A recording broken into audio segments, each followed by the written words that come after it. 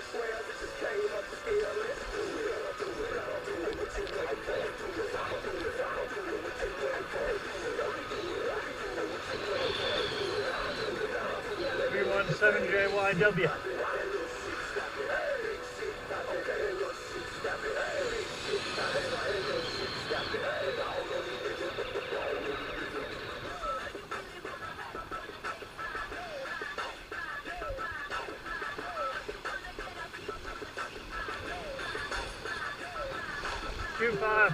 JYJ.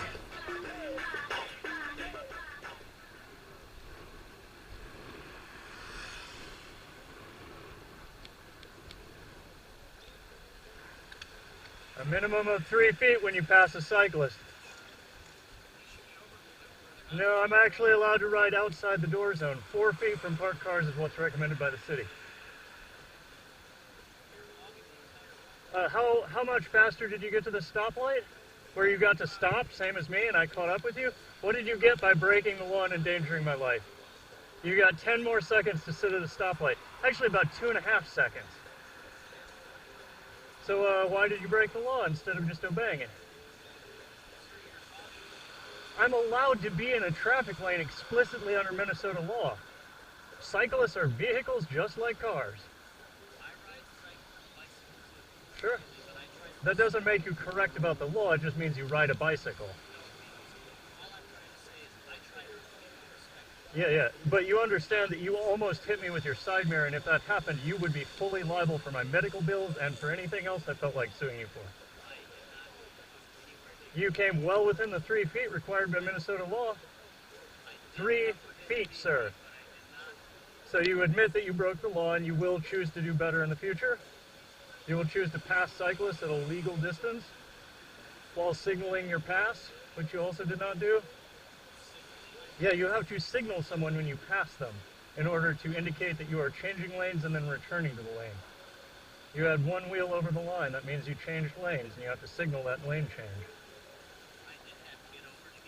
Yeah, and you did not signal that. Yeah, that's in fact required of you when passing a cyclist on a road this narrow, because it's not possible for you to legally pass a cyclist on a road this narrow without changing lanes. Right. Have you ever hit a parked door going 25 miles an hour? 0 to 25, 25 to 0 in a quarter second. I couldn't put on a t-shirt by myself for 6 months. That's why I ride where I do. And unfortunately, that encourages people who don't know the law and don't respect the lives of other people to pass me in the way that you did. Why do you think 5 seconds of your life is worth more than me not being able to put on a t-shirt for 6 months? So why does it matter if you just brake a little bit and stay behind me up to the stoplight where you got to sit for 2.5 seconds? So why did you pass me like that? So you think not appreciating me makes it okay to put my life in danger? You were well within what the state says is a safe distance for you to pass me. That means you put my life in danger, in both a legal and a very real sense. Yeah. It doesn't matter. Your vehicle weighs 2,000 pounds. If you hit me at 5 miles an hour, you'd crush my leg. You have literally 100 times the mass of me. It doesn't matter how slow you're going. We're blocking also quite a lot of, for someone who was really upset with me for blocking the lane, all I ask is that you obey the law and respect the lives of other people and put the lives of other people above your momentary annoyance, because that's what good people do. Okay? Bad people think that it's okay to endanger someone's life because you're a little impatient or annoyed. You're in control of what in Minnesota is defined as a deadly weapon, and you need to respect the power that you have on the road and not use it to bully or intimidate or express your irritation, okay? You've already said you were using it to express your irritation. You were putting my life in danger and violating the law because you were annoyed with me. That's what you said. And do you pledge to do better in the future? Really? So the police who will receive this video and the video of you passing me unsafely should come have a conversation with you about how you plan to break the law in the future and put people's lives in danger because you're annoyed with them. You just said you would not obey the law in the future. So what are your plans when passing a cyclist in the future?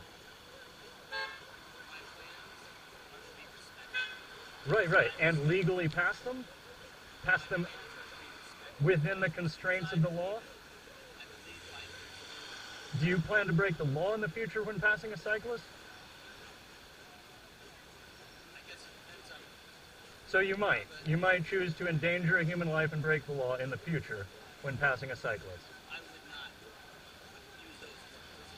But you're going to engage in behavior that does those things. You just wouldn't characterize them that way. So you think that the legislators in Minnesota just pulled 3 feet out of their ass? You don't think that they consulted like multiple studies to decide what a safe distance is? You understand that 3 feet is also to incorporate potential issues. Like if that door opens, I've got to swerve to my left. You need to be further away so that I don't hit you when I do that. Understand that? Do you understand how the law is intended to accommodate unusual situations in which someone might die, like me? And how maybe you're not the best person to decide what's a safe distance to pass. I'm sorry, he just broke the law and endangered my life. I needed to educate him a little bit about why he needs to not do that in the future. Sure. I do hope that you'll consider not being a sociopath in the future. Yeah, go for it, sir.